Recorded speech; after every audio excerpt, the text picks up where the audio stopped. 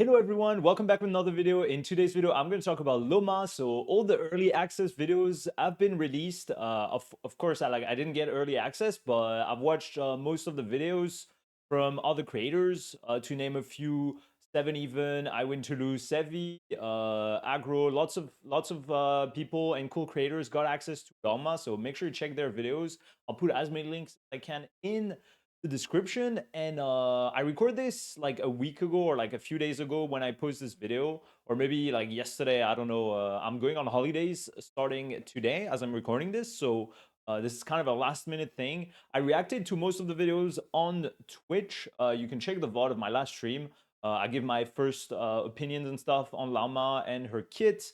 But here they posted her full kit on the official Genshin Impact.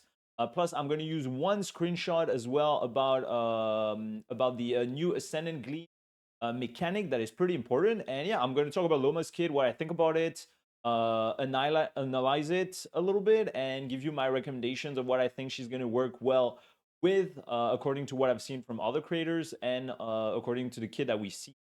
So if you enjoyed this video, feel free to like and subscribe, comment, and yeah, let's get into it. I'm gonna try to do it in like one take. I don't really have time to edit too much, so it might be, I don't have a script or anything. It might be a bit like all over the place, but hopefully I will be clear enough. So here, what does Loma do? She gives Hydro and Dendro res reduction. From what we've seen, it's about 25 res shred. So it's pretty insane. It's basically, I mean, it's pretty insane. Like it's better than Nahida. It's better than any other Dendro character. It's basically like C2 Nilu, if I'm correct. Let me just check. Wait, wrong one. Oh my god. I told you it's like all over the place. If we look at Nilu, I think her C2 is about 20% or oh no, it's 35%. Okay, never mind. It's not as good as C2 Nilu, but if you compare it to Nahida, C2,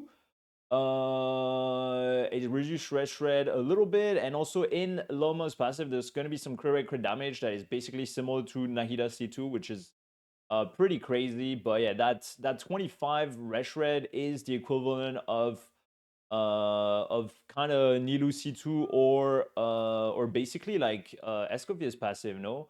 Yeah, kind of like, I mean, not as good as Escovia's passive, gladly, but yeah, it's a pretty insane passive. So pretty insane amount of damage increase, mainly for Dendro, because you're not really going to play her with Hydro DPS, but she can work with Neuvillette, so we'll see. Apparently, the Neuvillette team is one of her best teams, and one of the best Neuvillette teams, and one of the best team in the game.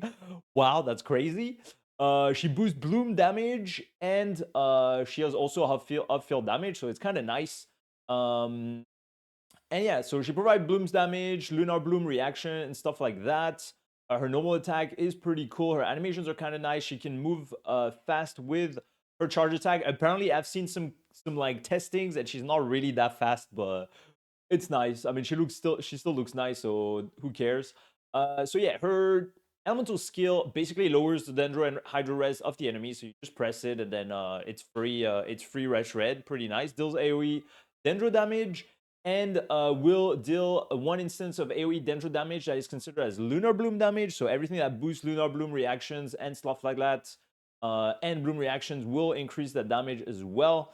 And then after that, basically what happens with Lauma is that you generate some stacks with her kit, and then you use her charge attack to detonate those stacks and deal a massive amount of damage, which is pretty cool. I mean, I'm not going to go over in details how you play her. Make sure you check out all those early access videos that have really good details on her kit, because I can't really test her, so I can't really feel and understand. I think until you actually play the character, it's hard to understand how to play it properly. But yeah, yeah, when you tap the skill, it deals AoE Dendro damage, and when you hold the skill, yeah, when you hold the skill, you consume all the Verdant Dew and deal the AoE Bloom damage. So yeah, you need some stacks, and the way you get those stacks is when you trigger Hydro and Dendro, is when you trigger Lunar Bloom reactions. So every time you trigger Lunar Bloom reaction, you will generate that stack, and then you hold your. I think you can also do it with holding your charge attack, but holding your skill,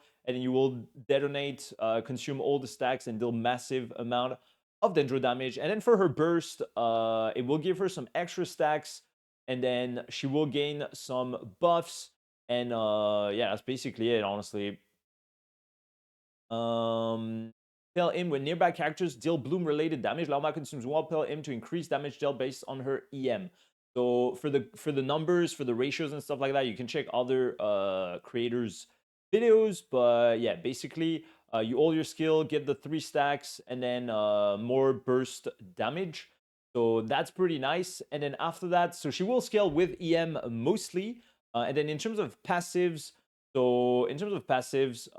she will be able to make your Bloom crit if she's the only Krai character in the team. If she's the only Krai character in the team, you will have the Moonsign Nascent Gleam. I will go over that mechanic. Where is it? I'll go over that mechanic here. Basically, when you have one Krai character, you gain the Moonsign Nascent Gleam effect. But when you have 2 Krai, there's like a new mechanic.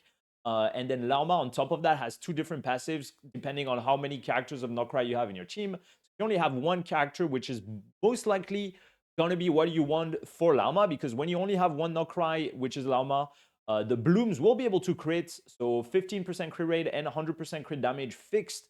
So basically double bloom damage when it crits. Apparently the crit rate can stack with C2 Nahida, but I'm not 100% sure, so I'm not 100% sure about that. Can't confirm. And then if you have 2 Krai character, the 2 buffs do not stack. So if you have 2 Krai character, you lose that crit rate, crit damage on the blooms. But on the other hand, she gives 10 crit rate and 20 crit damage to all Lunar Bloom damage reactions. So it's still nice. But for Bloom teams, especially, the first one is going to be much better. Now, after that, every point of EM that Lauma has will give more buffs. So increases elemental skill damage by 0.04% up to 32%, and reduces the cooldown of her charge attack by 0.02% up to a 20% cooldown. So you can like move around a little bit better, but it's nothing crazy. But the 32% damage increase is quite nice. I didn't do the math in my head right now, but let's see, I have 1000 EM. Yeah, if you have 1000 EM, you have 40% damage bonus, so you're probably going to get 1000 EM pretty easily. You kind of want to go full EM anyways, so easily obtainable that 32% damage bonus. And then Moonsign Benediction, so she will increase Lunar Bloom damage. So when a party member triggers a Bloom reaction, it will be converted into a Lunar Bloom reaction with every point of EM that Lauma has, increasing Lunar Bloom base damage by 0.017. So if you have 1000 EM, you basically get the full buff as well, the 14%. So it's pretty easy to reach that buff. And then finally, yeah, she shows the resources in Krai pretty easily. And then we have her materials. So Dendro Stones, of course, and then all the materials are basically new, except the boss material. It's the Nalan boss, so that's kind of nice. And yeah, that's basically it. So you can, if you have some of those saved, good job.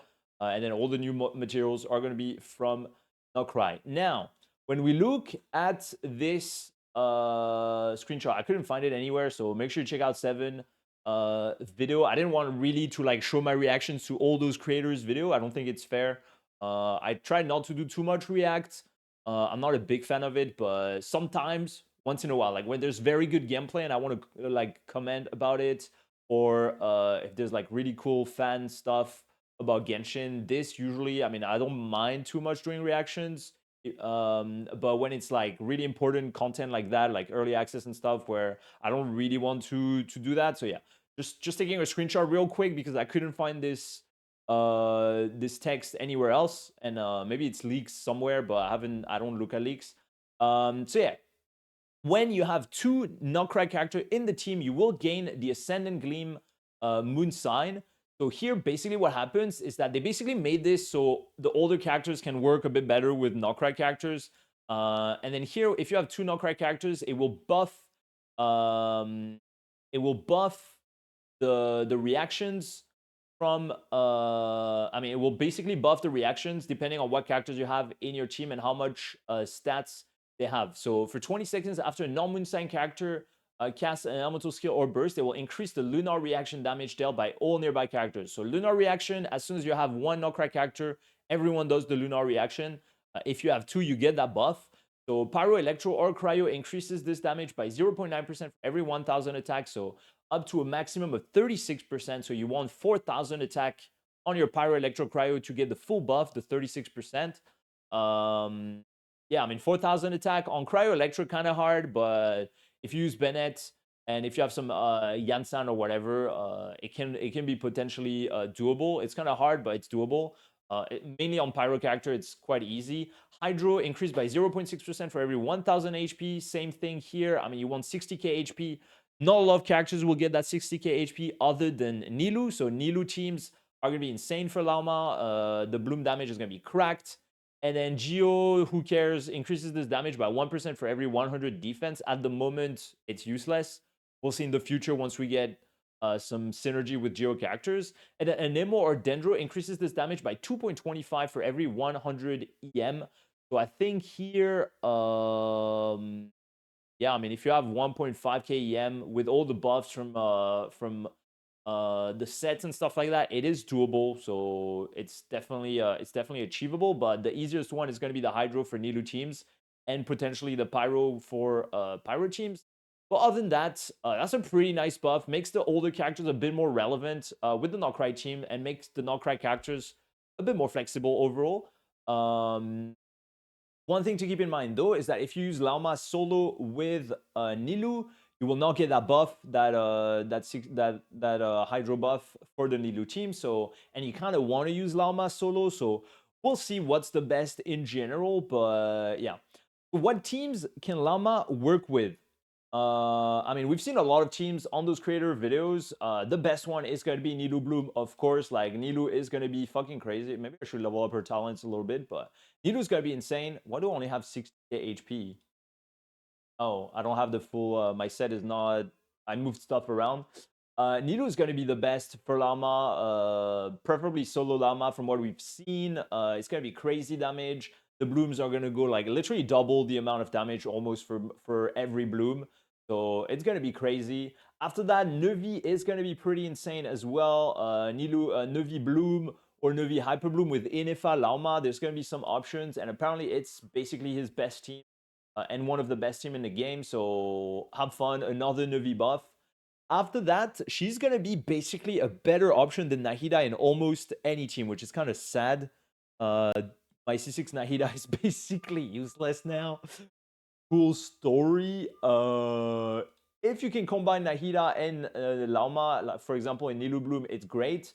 But in general, for most teams, she's just gonna replace Nahida. She's gonna be a better Nahida. And yeah, like even in Kinnish team, people do some calcs with Emily versus Lauma. The difference is almost non-existent. So like it's freaking crazy. She's really, really broken. So if you like Dendro teams, the only situation where she's not going to be as good, I guess, is Aggravate team. So if you play Electro Dendro, it's not going to be as good. People have to test with Sino, I guess, because I didn't have time. I mean, I didn't see anyone test with Sino, and I don't know if anyone's going to test with Sino, but who knows? And yeah, Burgeon, Hyperbloom with Alhaitham as well, or Hyperbloom with like Yelan Xingqiu, Cookie, or Yelan Xingqiu, Raiden. Yeah, Hyperbloom, Bloom, even Burgeon, like she's just going to be the best Dendro option for the future. And after that, we'll have to see. We'll have to see what's the next characters to release after Flynn's and stuff. But yeah, she's basically kind of power creeping Nahida. She did her time. 2 years, 3 years. No, 1, 2, 3 years. It's been 3 years. But it's kind of weird how the Archons are kind of dead now. Like Raiden's kind of old. Zhongli kind of whatever. Nahida is becoming whatever soon. Farina is still insane, and Mawika is the goat, but we'll have to see in the future. So yeah, that's basically it about Loma. Should you pull Loma? If you do Dendro teams, if you do Bloom, Hyper Bloom, stuff like that, if you don't have Nahida as well, she is really like the best Dendro character at the moment. So definitely a very, very good pull. Is she gonna be a must pull? I guess if you want to play Nilou, if you're a Nilou enjoyer and you want to play Nilou, like she's definitely a must pull. If not, I would say like You don't necessarily have to play her. Of course, the future end game like Stygian and Abyss, we've seen the bosses in those creator videos. There's gonna be a shield boss for Lauma where you have to bloom, you have to lunar bloom and stuff like that. So and Lauma is gonna make it so much easier. But other than that, if you don't care too much about that, like it's not like it's not like you have to pull her, but she's gonna be the best Dendro character. So I'll let you make the choice. But I think that's all I have to say about Lauma. Did you pull Lauma over Flint? I'm not sure about that. We'll have to see. We'll have to see the early access Flint stuff like that. But yeah, Lauma is gonna be broken.